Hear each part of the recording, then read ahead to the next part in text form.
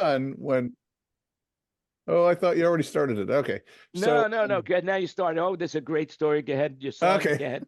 This is just so silly though. So my son, when he was in at the end of high school, started dating this girl that lived a few blocks from us, and they rode horses together all the time and all this kind of hogwash.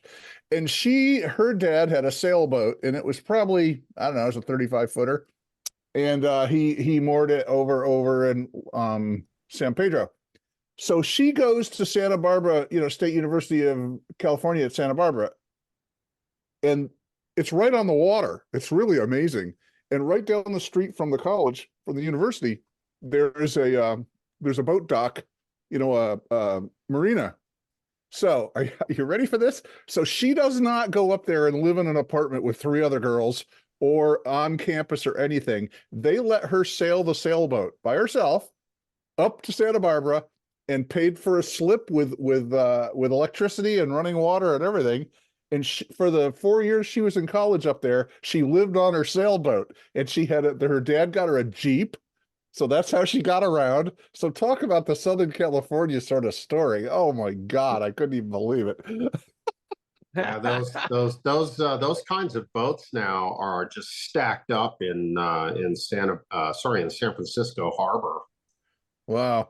Because the housing, well, I guess maybe now housing has dropped a little bit, but yeah, there are plenty of folks now that have these paniche, these kind of very long boats, and they just, well, are they the barges where they build the house right on the barge? Because my brother lives in Utah, and he has friends that live up across the bay from San Francisco, and whenever they're up there, they have a 3-bedroom, 2-story barge boat that's. Yeah. And they stay there all the time when they're up in that area. They're all over the harbor now. Yeah, but this girl that went to Santa Barbara, she just her family had a sailboat. I think that's awesome. I mean, isn't that crazy? Yeah. Yeah. It is. It was a beautiful place. Santa Barbara was and it still is a beautiful place. It is. Yes, and very I remember historic. walking on the beach. When I would walk on the beach, you'd have to have tar remover, because when you would walk on the beach, your feet would just get filled with oil tar, because they had just started building those platforms out there. That was that was the bummer of it. Yeah, I had a lot of tar on my feet from that. You bet. And what did they have? Tar? How did you get? Where was the tar? Well, they in between Santa Barbara and the Channel Islands, they have, I don't know, probably like 5 or 6 offshore rigs. Yeah, you can see them when you're driving up the coast right there. Yeah, they're totally visible from the road. And then I think they have some kind of pumping stuff, and there's always a little bit of raw crude that enters the water, and then it just kind of gets some sand and some particulates on it, and it floats to the beach, and then you step on it. Pretty much, yeah. That wouldn't be very nice, would it? And then there's a nude beach there, Wayne, as well. So you got to be really careful where you lay and which direction you lay in. That's it. I don't think I'll be at the nude beach. It's much easier to get the tar off your feet. I'm telling you, I have an experience that I can't share. Anyway, you remind me of one of my most embarrassing moments of my life. Oh my okay. Yeah, that. I had a friend of mine in France. Whose little boy was having a skinny dip in the pool. Has a skinny dip in the pool, gets out, kind of towels off, and he's a young kid. He's just running around buck naked next to the pool. A bee stings him right where you would think would be the worst possible place you could get stung, and his response was just classic. I mean, he's reeling over in pain, and all he said was, "Why me? Why there?" Or to quote one of my most famous jokes of all time, you're going to die. For those people who don't know that joke about the snake getting bit and he runs to get to anyway, that's it. You'll Google the joke. Hey, by the way, ladies and gentlemen, children of all ages, thanks for coming today. This is Thinking Out Loud with Friends. It's our 198th consecutive meeting every week. We've been here on Wednesdays. This week we're saying, I'm calling this show now, the title of this particular Zoomcast is Now You're Talking. And so now I've said it, so now it's real. Now you're talking. And today is March 6th. And welcome, everybody. Just remember, everything you hear today is an opinion, and you can't hold me against it. So, or you against it, so whatever. So say whatever you like, and there you go. And hey, we have a new member here today, Chris. Welcome, Chris. Thanks for coming. Welcome. I was a long time ago. I tuned in, but been kind of busy. But yeah, thanks for sending me the links every week. I finally used it. So I'm on the East Coast. I live on Cape Cod. Oh, you're at Cape Cod. Oh, nice. So beautiful out there. I worked at a place called the Beachcomber for decades. I don't know, it's a cap 500, but we kind of hit above our weight. We had Weezer there. That's my drum educator. Played for them on their tour. Yeah, Dave Ellich. Yeah, well, they had an alternate venue tour, and they didn't use anything of ours. They brought a generator. I mean, but that big W was on our stage. So our stage is 8 by 13, by the way. Interesting number. A tiny little 13. That's kind of small. Oh yeah. And let's see, like Maceo Parker's been on there, and big reggae bands. It gets a little ridiculous. Wow. How do you get all the gear up on that stage at 8 by? And which way is I guess it's 13 feet wide, 8 feet deep. Yeah, that's correct. And there's like a step along the front edge, and yeah, I mean the Burning Spear, Morgan Heritage, the Radiators, those bands kind of spilled off the stage. Like NRBQ brought their grand piano in there. NRBQ. Yeah, Joey that brings back old memories. Joey Spompanato lives out here. He's a friend of mine. And then they played at our high school a couple times in 73, 72, 73. Oh, nice. I had a couple of their albums. Yeah. Long time ago. Yeah. Well, they're still kicking some form. And yeah, Johnny and Joey's. Oh my God. That's unbelievable. Wow. And anyway, I'm your worst nightmare. I'm a guy with an M32 who thinks he knows something. An M32. No. We have plenty of people in the room like that. I think everybody. I think that's everybody in this room. Yeah. I get more questions about X32s and M32s, and I'll be really honest with you. I hate those consoles. I use them all the time. I'm familiar with them. Unfortunately, there's shitloads of them out there now. A lot of people are using them, but I can't for the life of me figure out why. Other than the fact for $2,500, what do you want? I know, right? $2,500. They're dirt if it goes cheap. Wrong, you buy it, throw it out, and buy a new one. I dumped all the X series, and I've just got M32s because I had to change a fader in an X32 once, and I immediately sold all the rest of them. Well, the M and the X are pretty much the same consoles, aren't they? Not inside. Really? Yeah, because they operate the same, and they're that's my correct. big. Whoa, one at a time. M32s use better components than X32s. They're a little easier to see because the screen angle is better and the screen is a little bigger.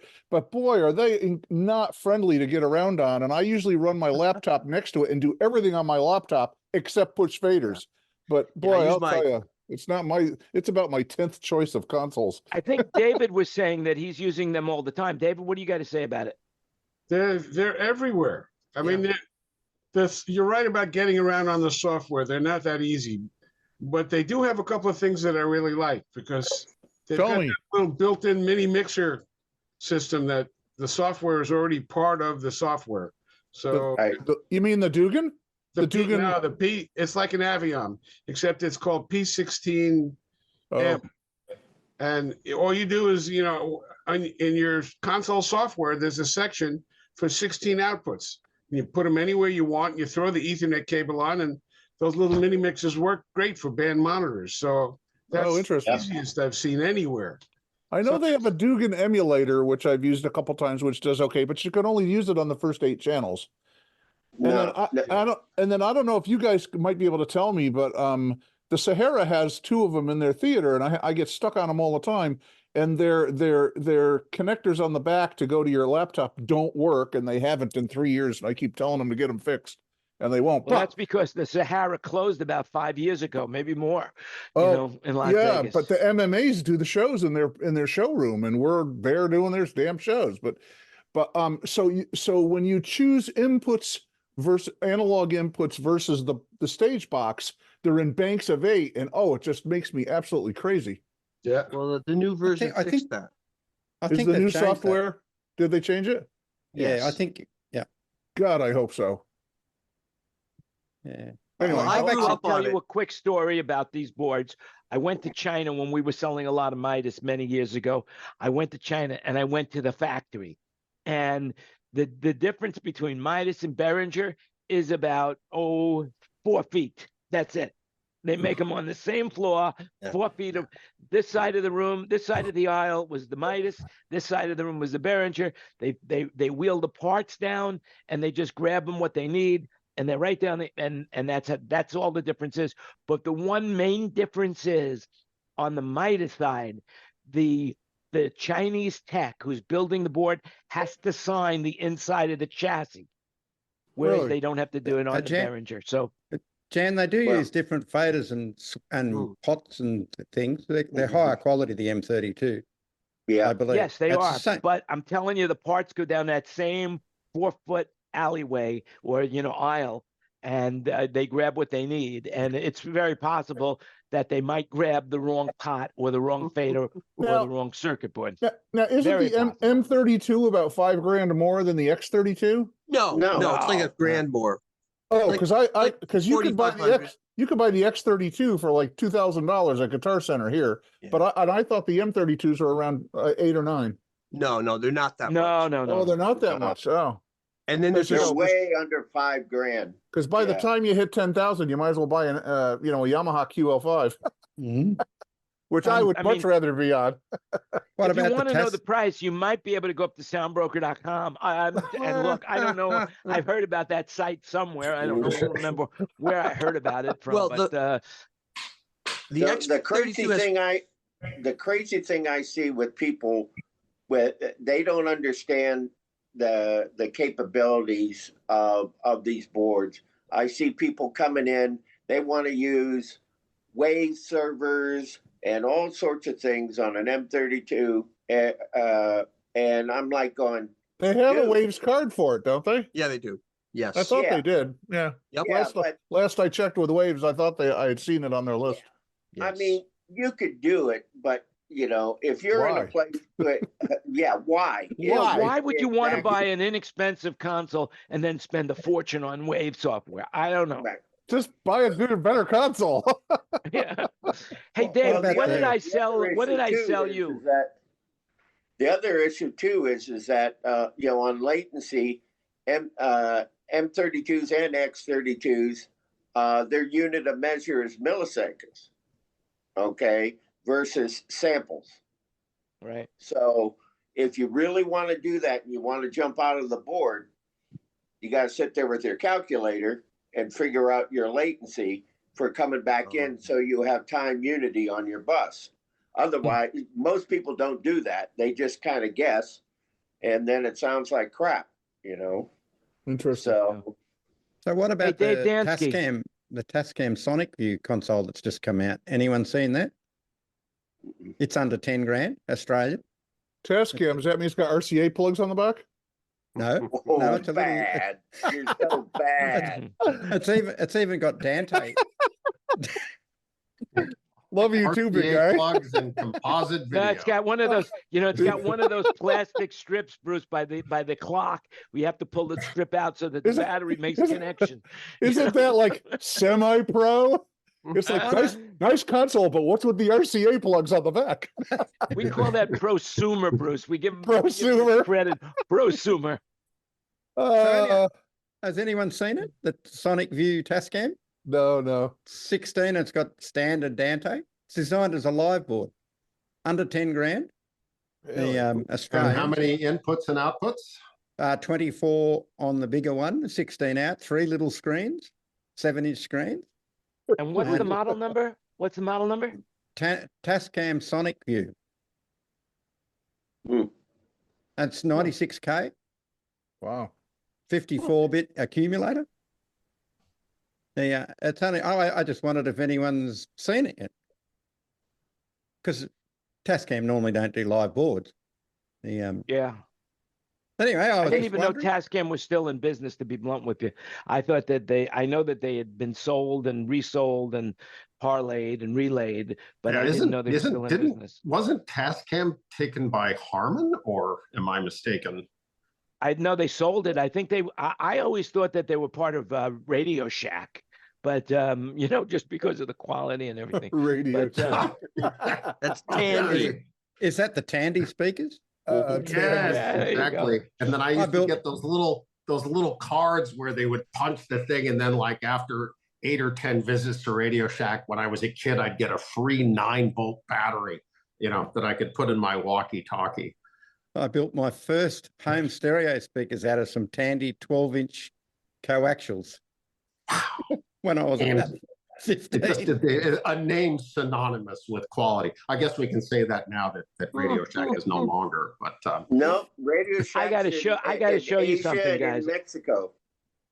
I got to show you something here. This is a battery tester. I actually bought 2 of them. I love these things. You put the battery in here, right? It's got a snap. And for the double A's, it's got it. You could see it. For the triple A's, there's a little hole in there where they fit it, and it's an amazing battery tester from Radio Shack. It's the best one. I've worn them out, and this is like one of the last ones and jams in existence. I think I have an SPL meter, a Radio Shack SPL meter floating around here in my box. Yeah. Boy, this puts a load on them as well. I mean, it's a really good battery checker. Yeah, the newer version of that would be, I think it's Nightcore. They make all these different size batteries, and so they have a new one that's like that with an adjustable length. You pop your battery in there, and it's got ICs on board, and it figures out what kind of battery it is, and then charges it appropriately. Pretty cool. Oh, that's cool. Yeah. I think somebody should make a battery tester for those little, what are those disc batteries called? Because the button batteries, you just slip it in right now. Yeah. That's why right now the battery tester I have for that doesn't, it's so hard to use, because basically you got to put the battery in it and then it falls out all the time. But it would be great if there was a slot you could just stick them in and test them out. By the way, I think this is also another Radio Shack winner right there, but very cool. Hey, David, to get back to those PM16, they have PM48s now too.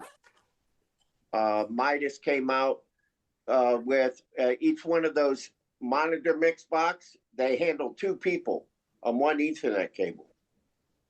So that's my battery check. Look at that. An ohm meter. I love it. Oh no, I mean, let me interrupt. Fluke multimeter. This thing is indestructible. I throw it into my. Let me explain why. Let me explain why the one that we had was so good. Because when you're sitting there checking 60 and 70 batteries a show, that little one that Jan has is you just throw it in and throw it out. Throw it in, dump it out. Throw it in, dump it out. And you can test them this fast on that machine. And that's the thing that made it so good about that. Yeah, very accurate too, But by the way, somebody mentioned an SPL meter, and I just found out that if you have an Apple Watch, one of the widgets that go on the face of the Apple Watch is an SPL meter. So you could actually look at the SPL sound as you walk through your day, And the microphone is? Yeah, we use. Hey, Greg? Yep. I hear it's really accurate, by the way. We use that at the Meyer demo at NAMM, and we had 2 small little tools, and so we were getting hit with 130 dB at 60 hertz. Not Ouch. good. which is body shaking. Body shaking. I mean, you can literally feel like your guts moving around. It was stunning. It could cause diarrhea, man, at that level. Absolutely. I mean, and there were these guys that were like trying to stand up in front of the end fire array when they were, doing this, and they were just like, "Well, no, man." Yeah. I mean, your hair is moving around like this. It'll knock the shit right out of you, literally, not figuratively. That's it, Holy No crap. thanks. Yeah, no, it was loud, but yeah, those meters are accurate enough, and it's so convenient. They're accurate to 1 dB, I believe, off of the best SPL meters there are. And you really can't tell 1 dB, but 2 dB you would be able to tell, but 1 dB you can't. Anyway, Dave, what console did I sell you for for Hotel California? QL1. Oh, QL1. Okay, that's it. It wasn't an XL. Okay, great. It's kind of interesting. We were speaking about your stage, Chris. Well, I not to compare your stage with Live Nation, but Live Nation did almost $23 billion in revenue in 2023. Could you believe that? 22.7 billion is the actual number. And I guess most of it came from Taylor Swift, Beyonce, and Billy Joel, I guess. It's crazy. Coldplay too. That's crazy amount of money. That is that right? Yeah. They had all put in a poll 10. star. We'll throw the link and yeah. That's the gross number, not top 10. Was their profit? Go ahead. Yeah. Oh, I'm sure they made profit, question. baby. Yeah. I'm sure they made profit. Whoa. Oh no, baby, this is Hollywood, mate. I mean, Hollywood has the most confounded method of calculating net profit that has ever been known to mankind. That they can make revenue coming out of their orifices and still never technically make money.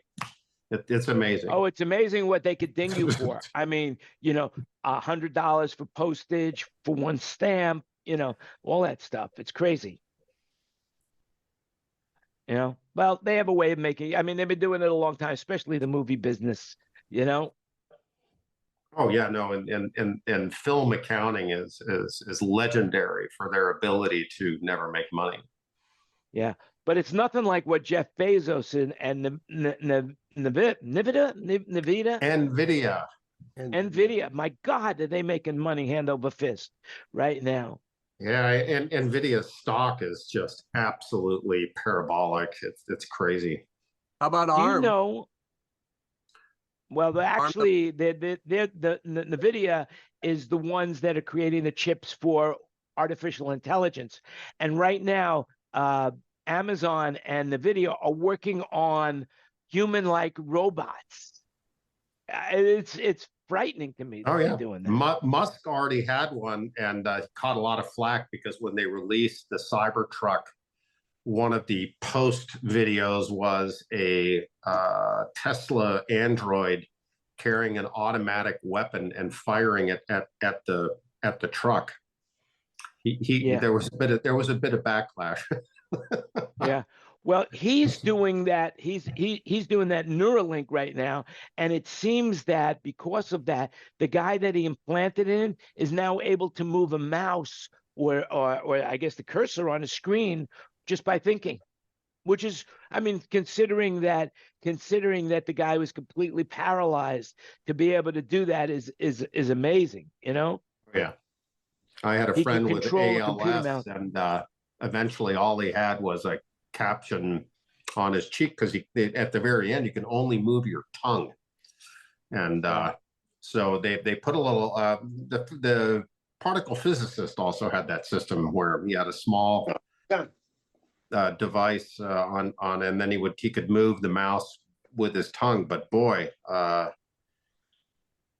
and they have a lot of really good software for that. I was thoroughly impressed, like with word completion. So, he can hit a couple of characters and then it starts narrowing down the possible word that he's trying to say, and then he could just scroll down and pick it rather than having to type the whole word out. And yeah, it's pretty impressive.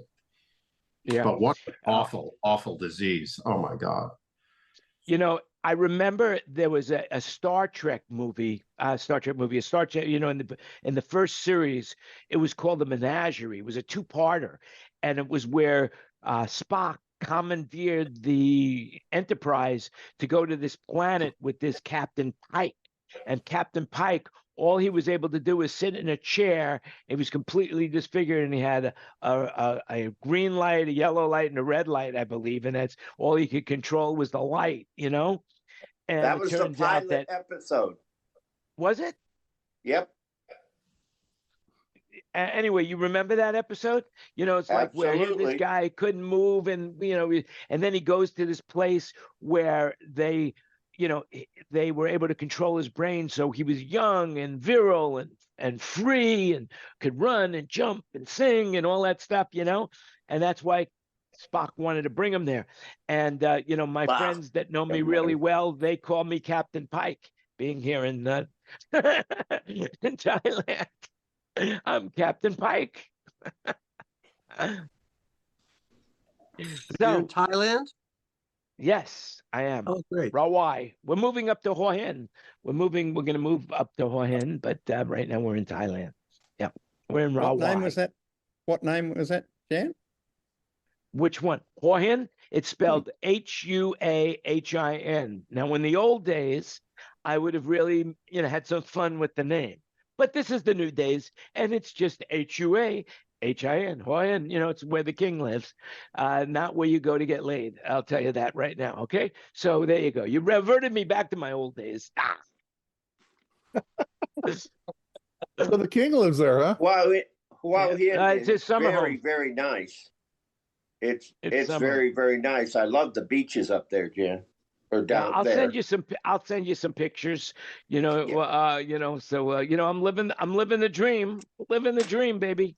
Living the dream, Speaking of the dream, LeBron James became the first player in NBA history to score 40,000 career points. Is that not? That's amazing. I don't think anybody will ever do that again unless they start playing much younger than he did. I'd like to bring in our sports expert right now, Tina Finley, here to comment on this. And then that young girl who just set the NCAA scoring record. Caitlin from Tina, what do you have Iowa? to say about that? Yes. What's her name? Caitlin from Iowa. That's it. I knew it. I knew she would know. So what's the story on LeBron James? What happened? How did What it work? do you mean? He's longevity and consistency. He's the GOAT, baby. He's the GOAT. Yeah, he's had a really nice career so far. So what's the story on Duke? They want it unionized. Anybody know about this? I think it's Duke, right? Is it Duke University? Yes, it is Duke. I did come across that article. I saw it, but I didn't really read into it, so I can't comment. I just think it's dangerous for college students or high school students to start getting involved in unionizing at that particular time in their life, where I don't really feel that that's a necessary evil for them at this point in time. But then again, that's my opinion, and it is an opinion show. Anybody want to say anything about it? I love the unions. Yeah, they're great what they do. I thought it was Dartmouth. Could be. No, it's Duke. The students Duke. voted. Yeah. Oh, okay. Well, maybe there's another college too that's doing it. Yeah. I don't know, but it's it's out there in the Ethernet now, so it's going to happen. I think that it's going to happen. They now are getting. I think if you're using a player's likeness on a video game, I think it's fair that they get some money, or at least the school gets some money. Well, but the school was getting money, and now the kids are granted to have their NIL, so they get money now. Yeah, I think that the school should get the school should get the lion's share.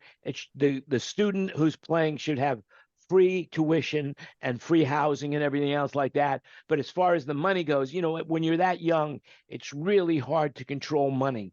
And you just think that you just can't relate to what money is at that point in time. And especially if you've never had money and then it comes to you, it's very difficult, because what happens is once you have money, everybody you know wants to hit you up for something.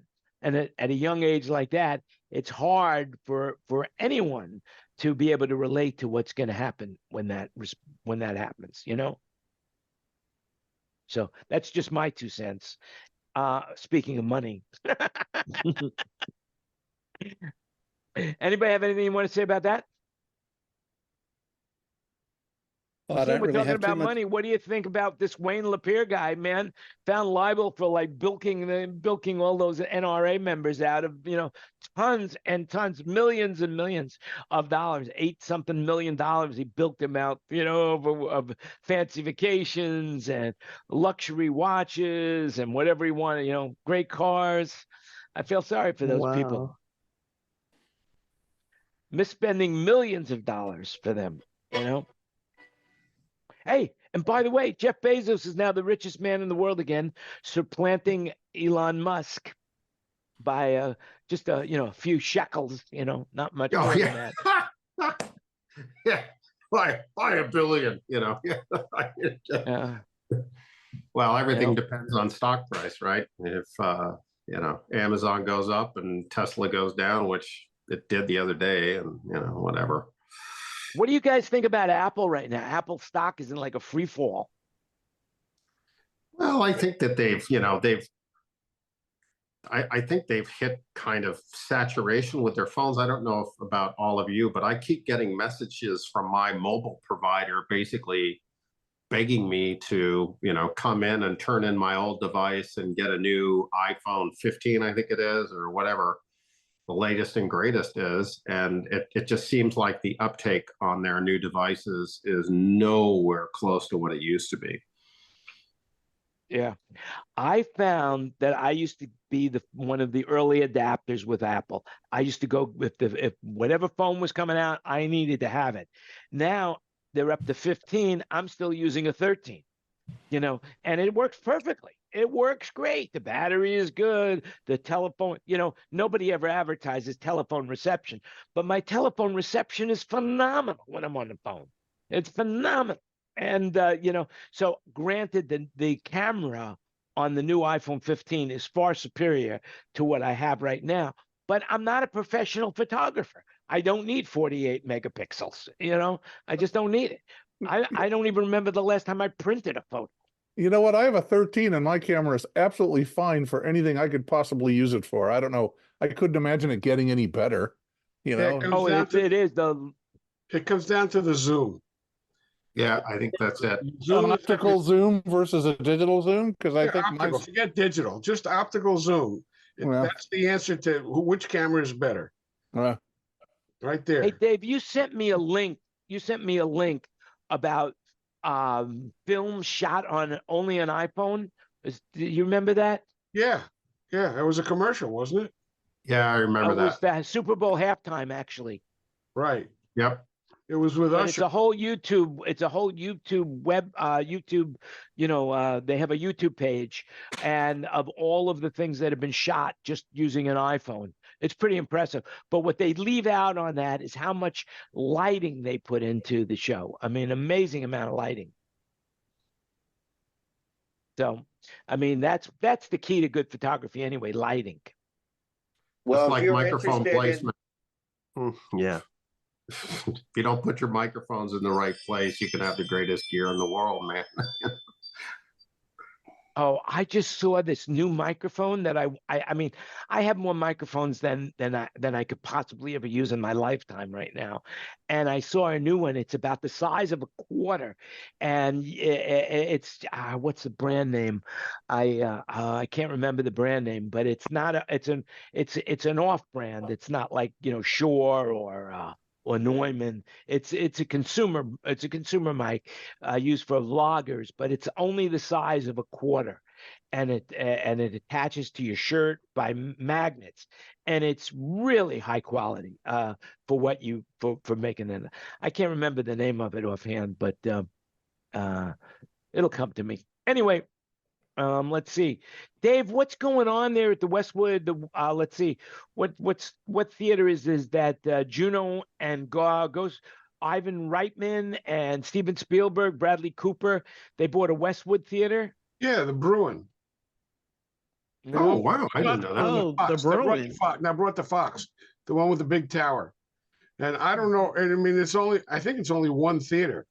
And these guys have a lot of money, but I don't see it making a lot of money. It's a coalition of 35 filmmakers, including Steven Spielberg, Bradley Cooper. It looks like it's called the Village Theater. It's a 93-year-old landmark theater located in Los Angeles in Westwood. It's the one with the tall tower on it, which says Fox on the top of the tower. Right. So anyway, on the corner. Yeah, right. With the two theaters right next to each other. Yeah. Okay. Are they going to restore it? I don't know. It looked like it was in decent shape, but well, they got millions and zillions of dollars amongst them. right. So I mean, I don't sure see how they're ever whatever going they to make money on it. It's just a single theater. Yeah. You know, it's an emotional purchase for them. I don't think it's a practical one at all. Might be just a tax write-off, you know? Yeah, could be. Restore it and do special events and not worry about whether it actually makes money or not. Yeah. That's my thinking. That's the only way it's going to survive is if they don't care about it losing money. Yeah. Yeah, I'm sure they don't. You know what's really interesting though is that not, jumping around on what you sent me, Dave, is that picture that you sent me of your Tahoe house in one day. Yeah, one day snow. Oh man, yeah. They've been getting hammered up here. Yeah, it's a lot of snow, you know. There's no such You thing. can barely see the roof of the house, Dave. Yeah. Yeah. So do you have to go up and shovel the roof off? No, I have really, really big beams. They don't have to do that. We had when I was growing up, we had a place up in the Adirondacks, and Hey, I'll be right back. Keep it going without me. I'll be right back. 2 or 3 times a year, I'd have to go up and pull my snowmobiles on the back of my car, and we would drive the snowmobiles up the frozen lake and up to our place, and we'd have to shovel the roof off. We'd have to tunnel down to the front door. It was so funny. Yeah, well, that's what it was like, you know. But they don't have to really take the snow off the roof. I've got the giant beams holding up the roof, so that's the good news for that house. But they do have to shovel the driveway and the walkway, and that's a lot. That's a lot. Yeah, I saw some reports. They were showing the semis, trying to navigate these roads. Wow, I mean, the pictures were just mind blowing. Oh, Donner Pass on the 80 every year gets to be an issue. That's it. It was Highway 80, effectively. Yeah. Oh, yeah. I was up there a couple of years ago. It was summertime though, but a few years ago, I went to my brother's at Christmas time in Salt Lake, and we spent a few days in Virginia City, and we just went, out the 80 all the way, and it was Christmas time, and I'll tell you, I had my Subaru, and that thing was like a snowmobile. People were slid off the road all over the place. And we nestled in behind a tractor trailer that had chains on, and we just tracked right behind him, and we went 40 miles an hour and went all the way to Salt Lake, and didn't have any problems at all. But people were off the road all over the place.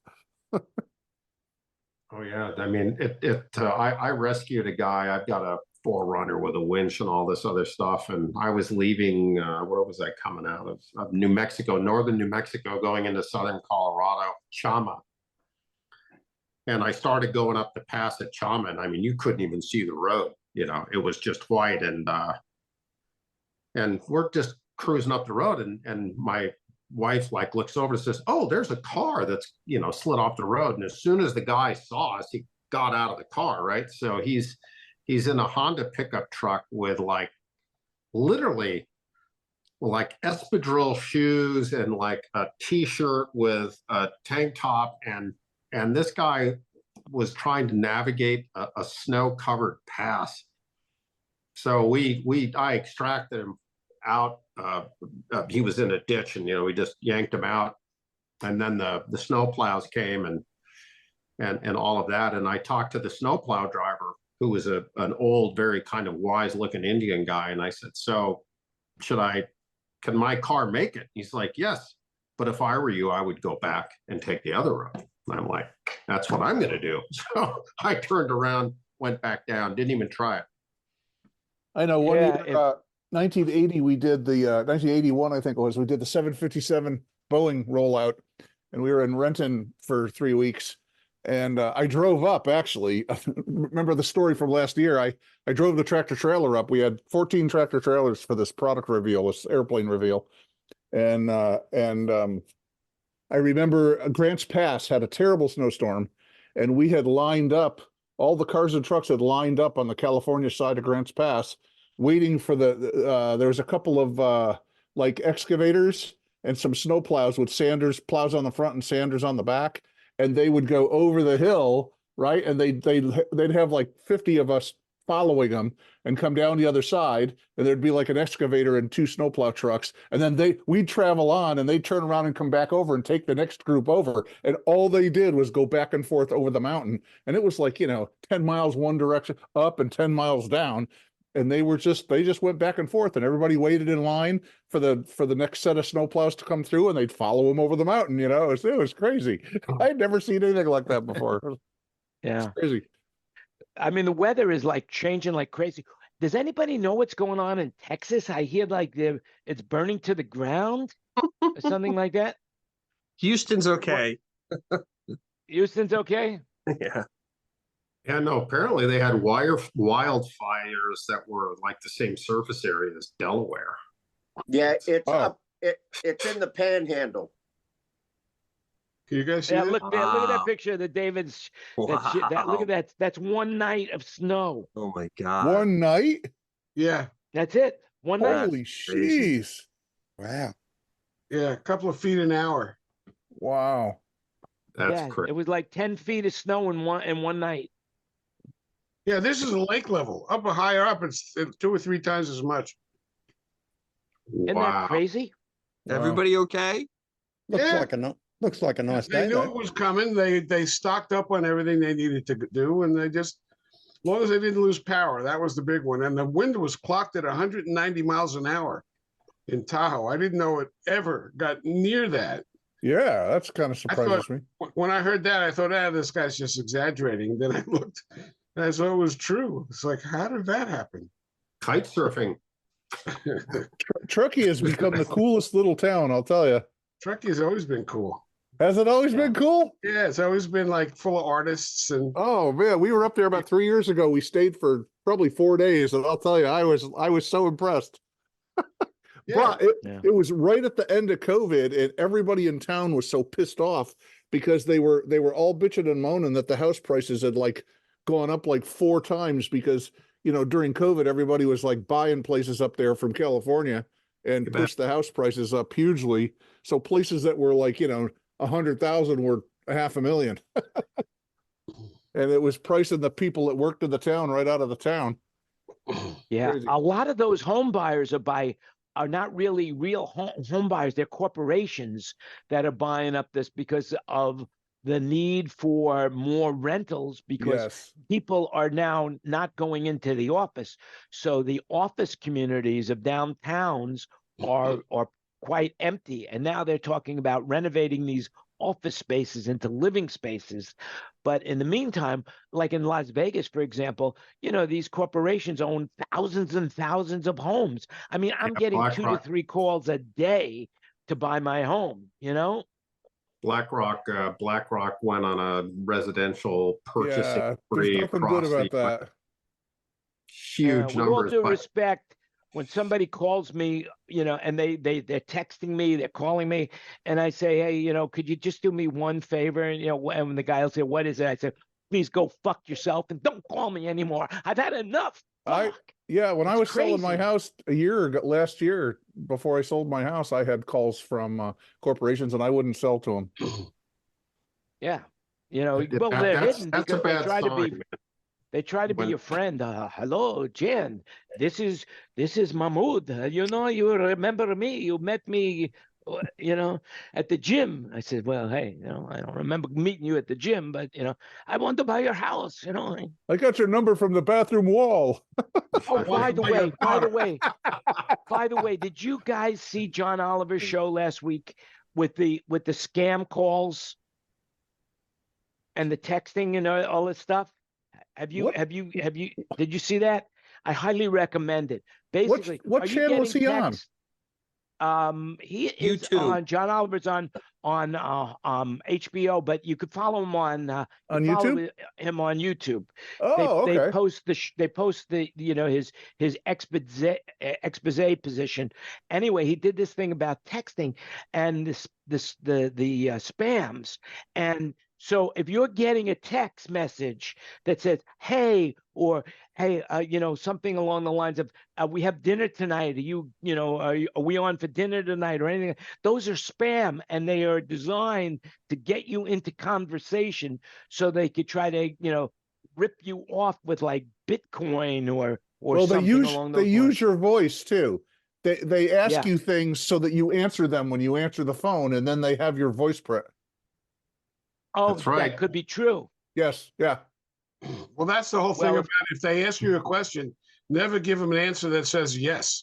Yeah. Always. Right. You're supposed to say yes, because they'll record it, and then they've got you saying yes to stuff. Yes. I mean, yeah, correct. Can you hear me well? Am I coming through clear? Yes. Yeah. It's scary. Well, the one I got today, text today, says, greetings from Offer Genies. We understand the intricacies of managing probate homes and are here to provide our support. Are you available to explore a personalized solution that could benefit your situation? Yeah, there you go. But no, we're getting these text messages that says, hey, or something along, let me see. I delete them, but it's just design, you know, is this Dr. Jones's number? Or I was going through my phone book and I found this number and I don't remember who you are, you know. So Jan, you need to be careful of this, because this happened to me. I had my house up for sale for about 3 months, and I was in Las Vegas doing a gig. And actually I wasn't, I was in New York doing a gig. I was there for 11 days and my wifey was with me, and I got a text on my phone and it looked so official. And it said, LADWP, you owe, you know, $800 overdue or some bullshit like that. Right. So I called them and it sounded all official. And what they said was they knew that, you know, that I owed this money. Right. And my wife got all upset, and she started to look into this while I was doing the show, and found out that when she talked to the realtor, because I did not owe any money because I was paid up, that people are going around and finding for sales houses that are for sale and copying down the realtor information, and then they're attacking you from that side, saying that you owe money on your house, and people are just paying the money because they want to be up to date so that their house sells, you know. And oh my God, it's this huge issue. So just be aware. But let me tell you something. Jan would never fall for that. No, I'm just telling you. I had never heard. Jan would never fall for that. I had never heard of that before. That was crazy. No, I would never fall for the house thing, but when I was younger, I used to fall for the free sex thing. When they would call me up and say, "Free sex? Yeah, I'll take it." Bruce, I gotta ask hey, you. Kenny. So did you call? How you doing, Bruce? Good. First of all, you have a history with Rock City Sound. Second of all, I mean, I do also, by the way. But anyway, but the question I have for the moment is did you call the regular DP number, or call the number that was in the text message? Number that was in the text message, and that's my wife said. Right, and my wife went back up to the room when I told her what was going on. She says you shouldn't have called the number, and she took. I had my Mac with me, so I had all the information on my Mac. And she called DWP from the hotel room and found out that we were up to date and everything. And then she called the realtor, and the realtor said, "Oh, don't believe any of that crap, because it's been going around." And that's how they're getting the information, through the realtor's sign out front. And they look stuff up online and start to figure out who, you know. Oh, yeah. They can scam for some money. Oh my God, I was amazed, you know. Yeah, you have to be very. So Rock City. What years did you work with Rock City, Bruce? Well, it was very beginning. He was working out of his garage, so it was like 75, 76. Well, okay. So you ever heard of a band called the Werewolves? No. Oh, okay. Make it up, All right, Bruce. well- Make it up. It's an opinion show. You can say whatever you want. No, when So- when I was working with Sheldon, we were doing Battle of the Bands at the high schools, and I was helping them with stages at the Dutchess County Fair, and that's really all I did. I didn't do any high end professional stuff because I was in high school, Oh, well, I was working for a band around that time, and the band was on RCA Records, and I forget exactly the parameter, exactly the whole deal, but I remember that we were thrown into this little tour playing places like shopping centers and under the Space Needle, and I forget what else, but got various odd places, not concerts, not normal concert venues. And Rock City did the sound for it. And it was a battle for me every day because I was with the one band and Rock City guy was doing the sound for the Werewolves. I thought maybe that was you, but I guess not. Okay. Well, no. Anyway, that was Sheldon's system out there with this little RCA promo tour, So Yeah, we had a band called Rock City Players that later changed their name to Talisman. And he did the sound a few times for us, and I would mix for them because I did their club stuff. But that was really it. Just the Dutchess Community Fairgrounds, the LA Fairgrounds, they have all those stages. I would do one of the stages, and then all the high school. I was in a band in high school, and I always wanted to be playing around with the console. So Was that band called the Werewolves that you were in? No, was it? That's so interesting. Yeah, I wonder what Sheldon's doing now. They had some issues. He had a partner, and somebody screwed him out of the company, or something happened. Some bad shit happened. I don't remember what it was. Did Sheldon end up with Lou Mead and Pro Media? It goes back to this. It goes that Sheldon had a partner, Lee Kalish.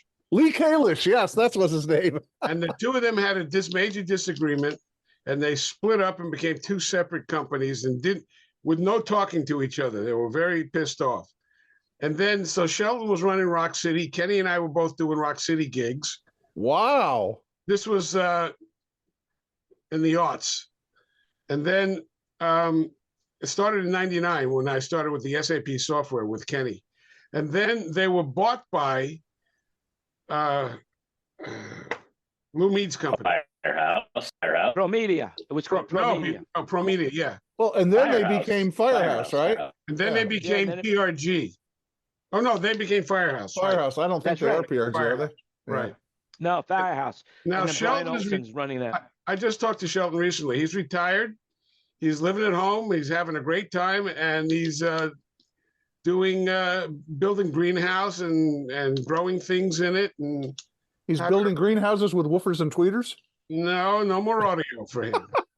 No more race car driving either. Was he driving race cars when you knew him? I don't think so. I think he was interested. He talked about him, but I don't remember him actually driving any. Miniature, like small one.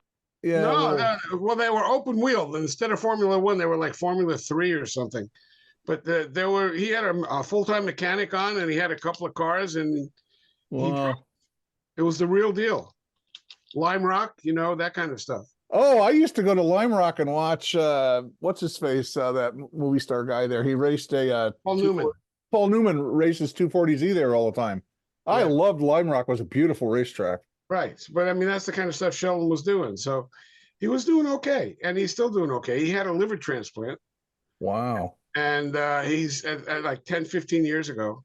He's got to be a few years older than us, because I'm 68 and he was, I was in high school and he was probably in his late 20s, maybe or mid 20s. No, I don't think he's that old. Really? Yeah. Wow. He's almost as old as you, David. He's almost as old as me. That's why he's not that old. How old are you, David? Right. Way too old. Oh, yeah? David is antique. You will never guess how old David is. You can guess how. I couldn't guess, but he's got to be a couple years on me, and I'm 68. Oh, I got a couple of years. Couple years. Oh, yeah. He's 5 years older than me. He's 5 years older than me. Try I know that 10 years, Bruce. Probably 10 years. Really? Oh my God! Yeah. Isn't that amazing? David has good genes, huh? And he's still walking. That's what rock and roll will do to you. Yeah. Not only does he have good jeans, he has some nice slacks as well. You know, shorts. I got great shorts. I'll bet you he's got penny loafers. Shorts. You don't want to see him in Bermuda shorts. I'll tell you that right now. So, David, do you still have your penny loafers? No, I never had penny loafers. I did. Too funny. Oh yeah. What was it? The Bass Weegens. That was the other. Those were the other big ones. And then the LL Bean boots. Those were big. You know, I had the shoes that zip up on the inside of your leg. You know, those kind of shoes. Let's just put it this way: David was not the Birkenstock kind of guy. You know, that's it. You know, I actually did have Birkenstocks. I wasn't a Weegens kind of guy. Wow. So does David still have his? I gotta go. Bruce, good to see you. Yeah, good to see you too. Always great to see you guys. All right, have a good week. All right, take care. Bye-bye. Bye. So, Kenny, I got some good news for you. You're driving a BMW, is that correct? Me, Kenny? I think Kenny is frozen. Nope, there he's moving. You're driving a BMW, right? Well, not right now. Not right now. Well, that's good because you shouldn't be talking on the phone or broadcasting while driving, unless you're crazy. Certainly not driving. I'm in my hotel room, and this is the worst Wi-Fi at this hotel. What hotel? You do in Manilow? Yeah. Yes. Okay. Very good. Where is this? I'm looking right now. Where is it? Oh my God. It's not the East Gate, it's the West Gate. There you go. Consumer Reports. BMW named top pick in overall brand rankings. Subaru, top mainstream brand. So there you go, Kenny. You're driving the #1 car according to Consumer Index. Consumer Reports. Yeah, well, you know, how much did they pay? How much did BMW pay for that rating? That's all it comes down to, right? Oh, well, now we know the truth. It's all about. I mean, don't money, get me wrong. I love my BMWs, but you know, there is no best. Yeah. So do you have a BMW? Do you have a BMW, Ken? Yeah, a couple of them. Yeah. 2 of them. Yep, I have an old one and a pretty new one. Oh, very good. Oh, you didn't sell the old one. I thought you sold the old one.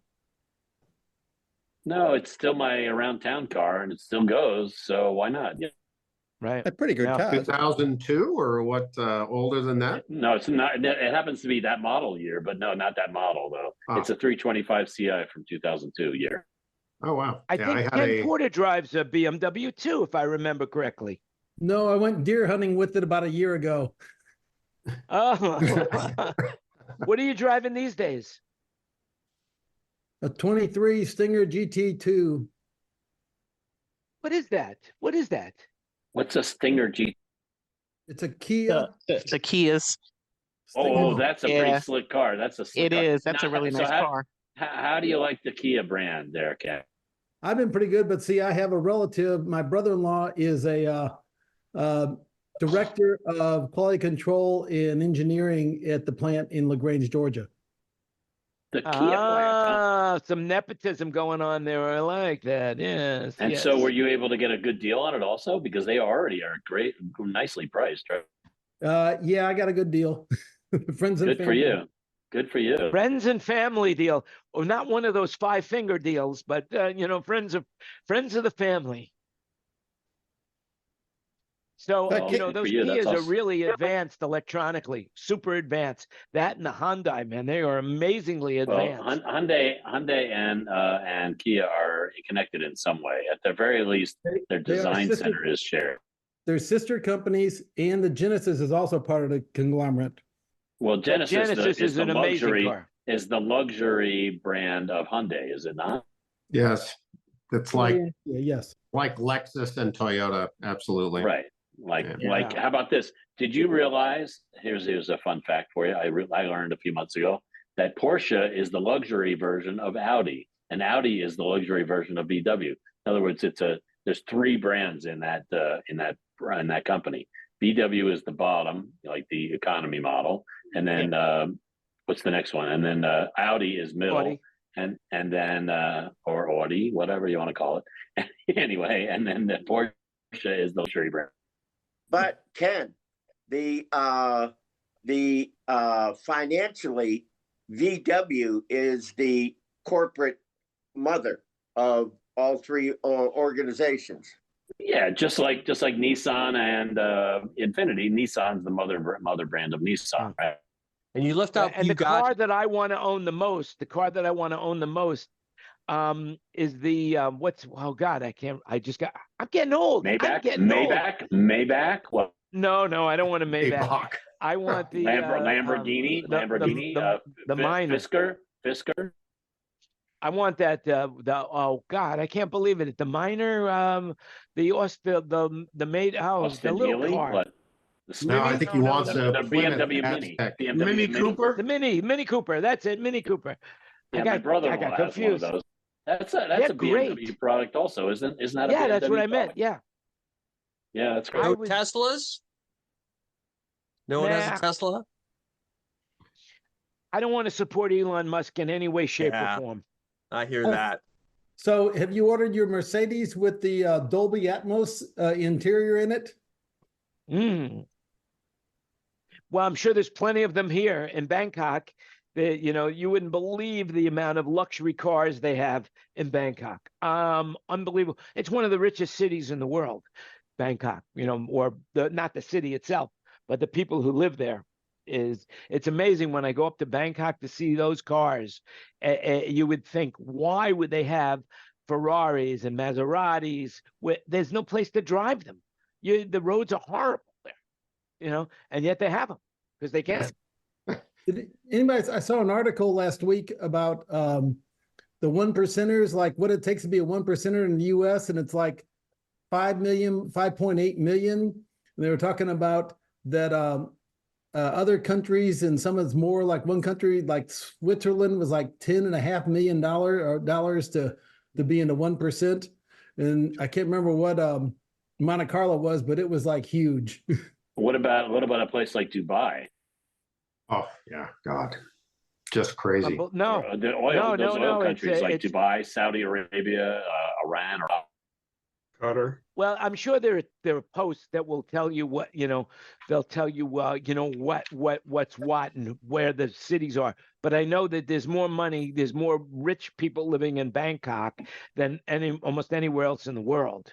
Is that right? The money is controlled in the oil-rich companies. The money is controlled by the families of the royal families. That's where the money is controlled. But this is an interesting article talking about that. Americans, this is from Yahoo Finance, this story.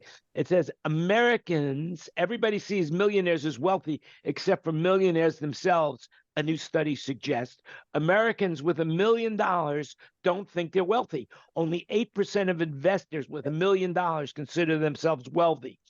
A recent report from Ameriprise Financial found instead 60% categorized themselves as upper middle class, and a notable 31% considered themselves middle class. The study revealed wealth is more than just hitting a specific dollar amount or lifestyle. Rather, it's a mindset and a feeling of security. We'll throw in the link in the notes as well if you want to read it.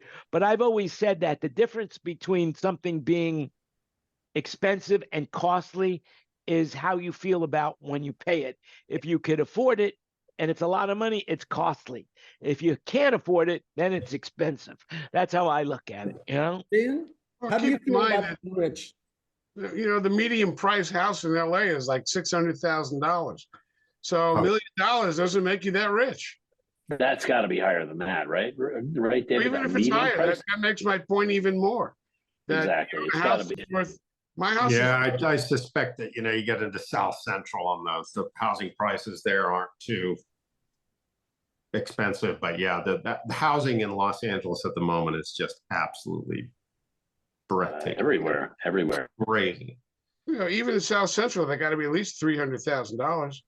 Oh yeah, but it's it's just like when you get all those calls and everybody wants to buy your house. That for me, that's a red light. That some kind of correction is coming. When everybody's on the same side of the same trade,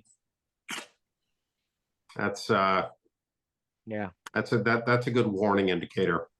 Speaking Doesn't of Magic Johnson live down there now, South Central? No, say not, man. I don't know. Did anybody see the story that Saudi Arabia is building a brand new city with a Formula One track in it that's elevated, has like 200 foot of elevation change on the turns and all that stuff there? Yeah, you ought to see it. Oh, it's amazing what they're planning on doing. Yeah, I saw that. It's going to be 2 vertical buildings parallel to one another.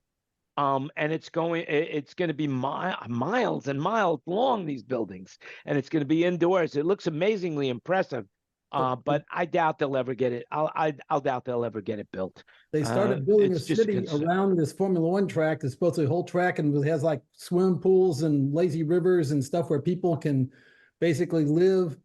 Summertimes, like come from foreign countries to stay there and stuff like that. Yeah, well. I don't think I'm ever going to be living in Saudi Arabia. I don't think that's in my cards. But, who knows? You never know. It's not in your genes. Not in my jeans or my Bermuda shorts, for that matter. That's all I could say. Anyway, we're running out of time right now for streaming. Not that we could probably stream forever, but I think translation. You're running out of interesting data or interesting. Oh no! I've got so many stories. I got so many stories that I see during the week that I want to share, but we never get to it because I don't. I let the stories go where they go. Anybody can talk about anything they want. I just have the stories in case there's a dull moment, but.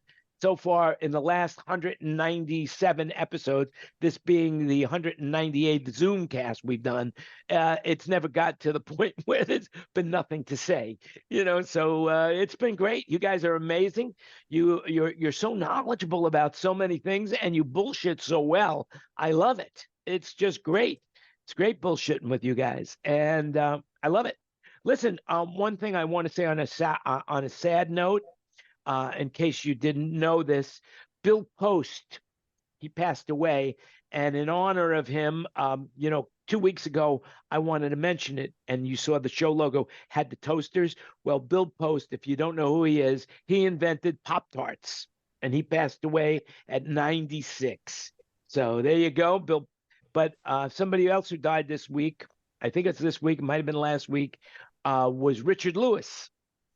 And I actually got to do a show with Richard Lewis, and I got to know him, and he was a super nice guy. So may he rest in peace.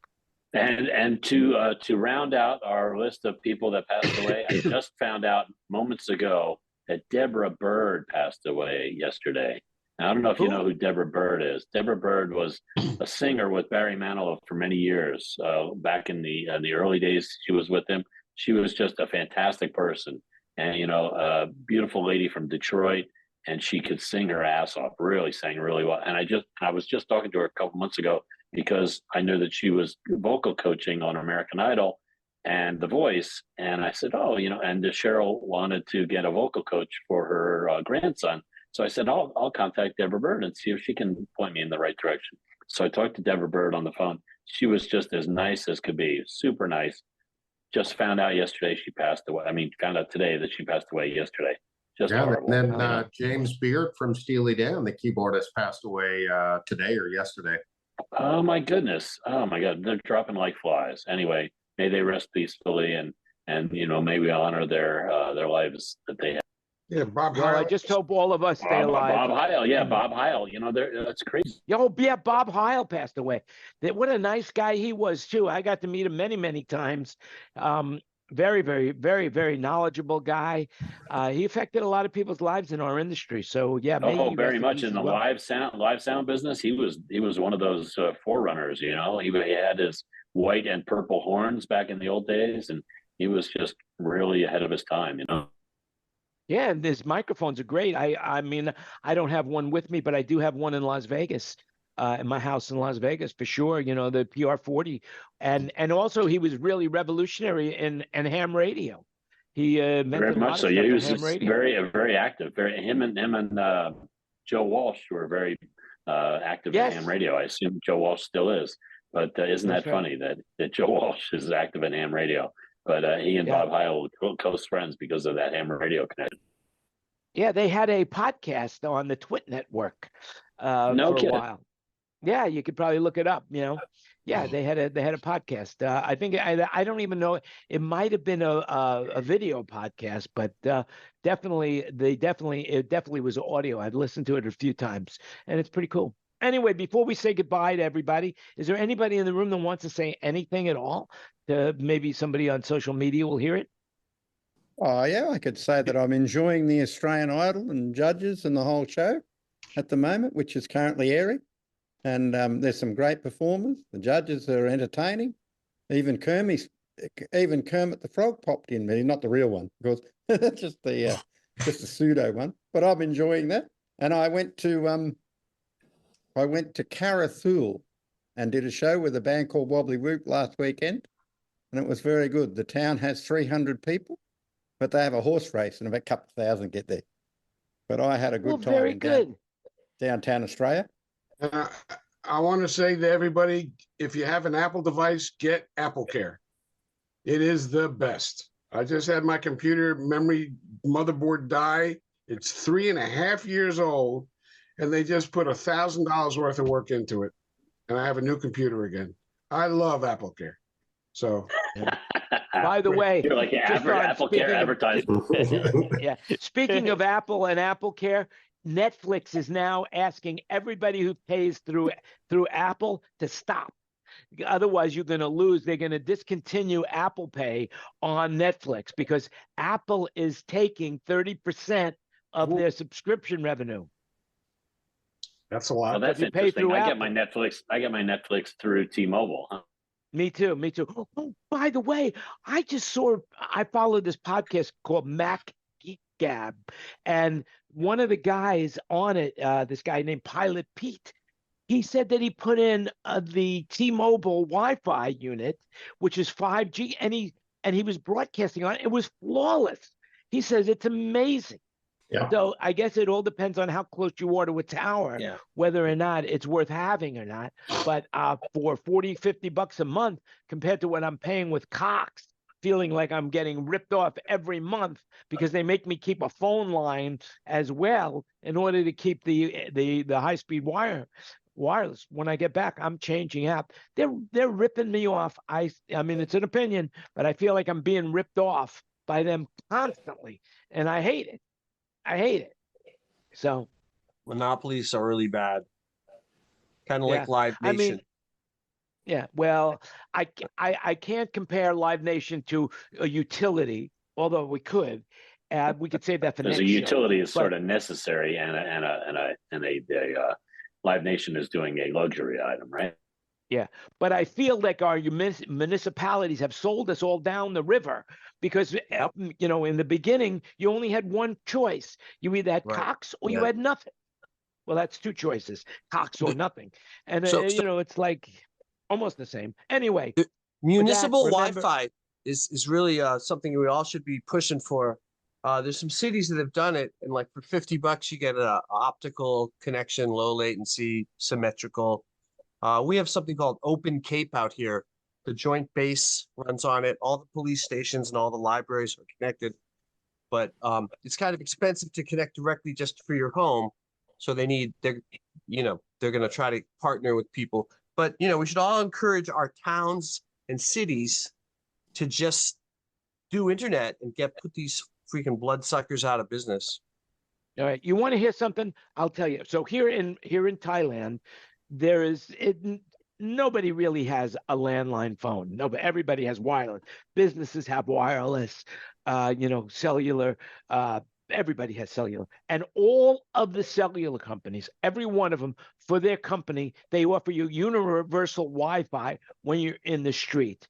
So when you're in the street, you're not only connected by cell, but you're also connected by their Wi-Fi. And it's brilliant. And, and it comes, and you know what I'm paying a month for? Unlimited telephone, unlimited internet, and unlimited texting, $6 a month.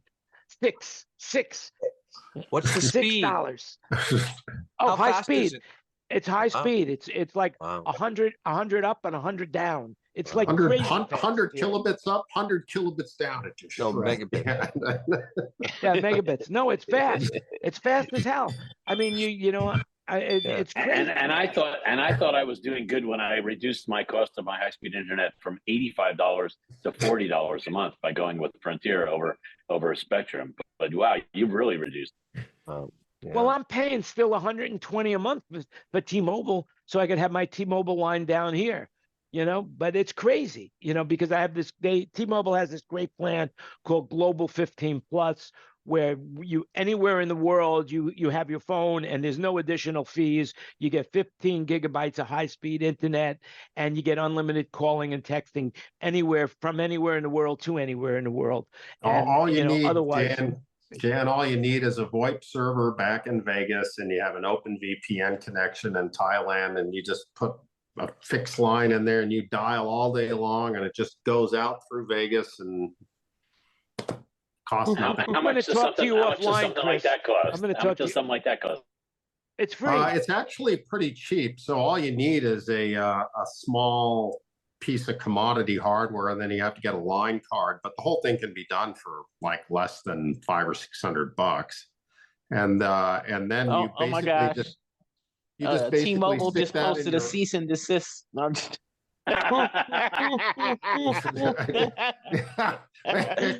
Text just came through from a legitimate. I just got a text, cease and desist. Yeah, and one your other opinions thing don't count.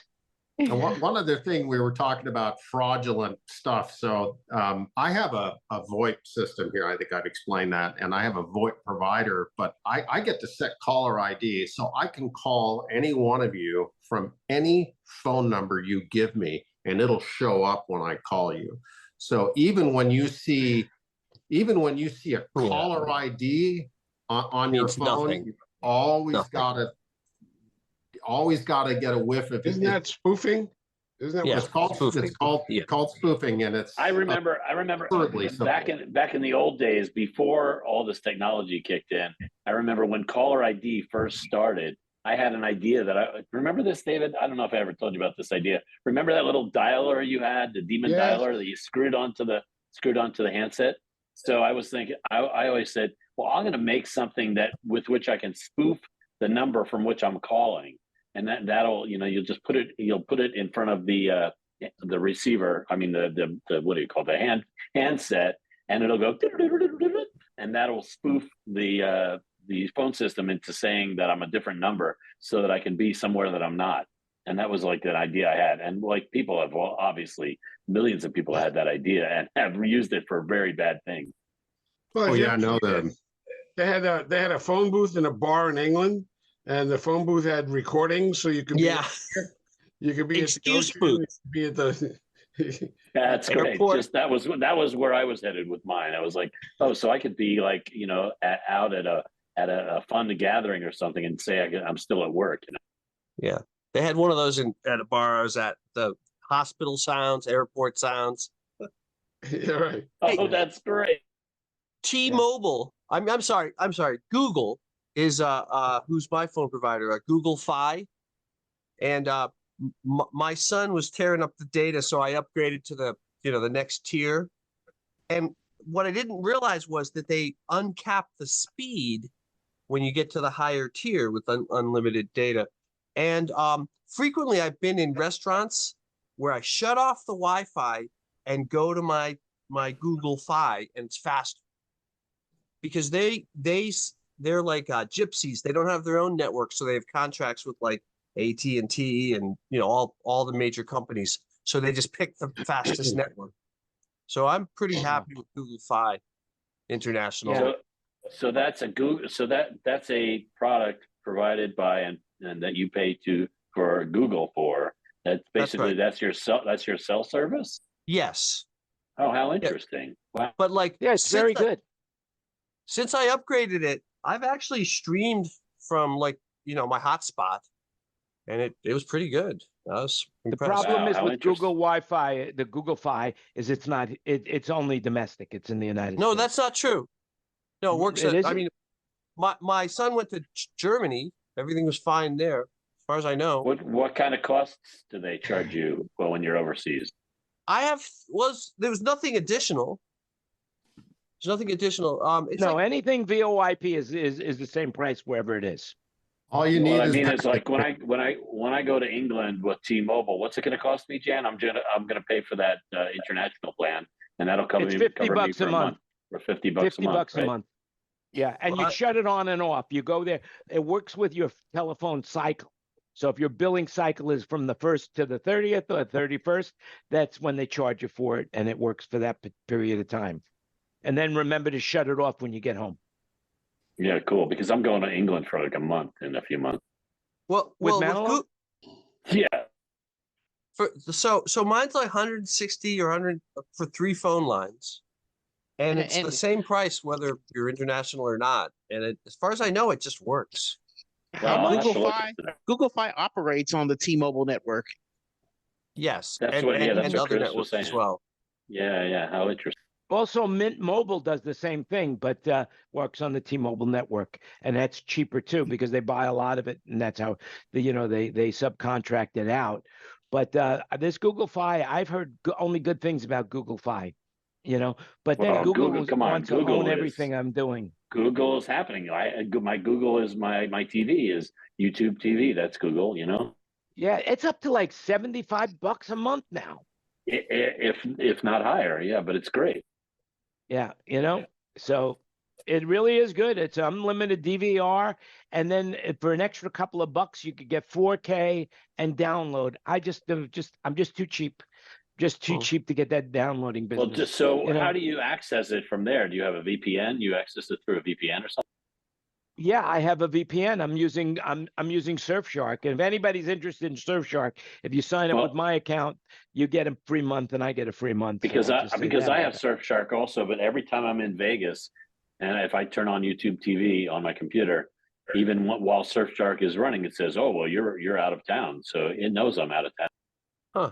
Well, you have to make some. I'll tell you how to change that around maybe next week, or I'll call you and let you know how to do that. Right. But the reality is I just so you know, I'm using Zoom Wi-Fi or Zoom phone. The Wi-Fi is provided here by the local carrier 3BB, which is super fast. I mean, they don't have any hardline phones here, so they developed cell phone networks, 5G, and it's very, very fast. Everybody's got super fast service here.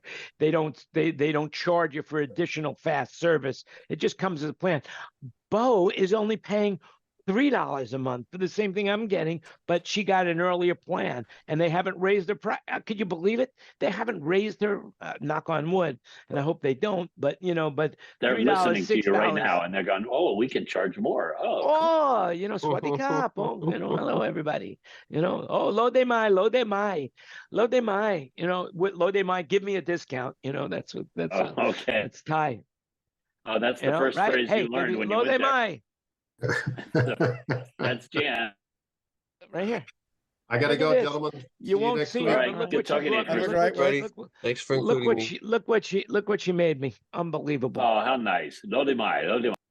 No, that's not Lodi mai. That's Aloy. Yeah, right. Aloy. I like it. De ma. Okay. Everybody. Bye bye. All right. Well, anyway, you know what they say. Let's say goodbye to Let me say goodbye. When you trip over the pattern in the rug, stay with me. I need to talk to you guys. Don't go away. Hey, listen, everybody who's listening in, you could be part of this panel. All you got to do is DM me. Remember to give it a like, share the show, and hey, have a great week. And remember, you make it happen. We'll see you again for the 199 show next week. All right. We'll talk to you soon. And by the way, I think next week is daylight savings time. So, or the end of it or the beginning of it or something like that. Oh, well, whatever it is. Talk to you guys later. All right. We're going to stay in the room. And we are off.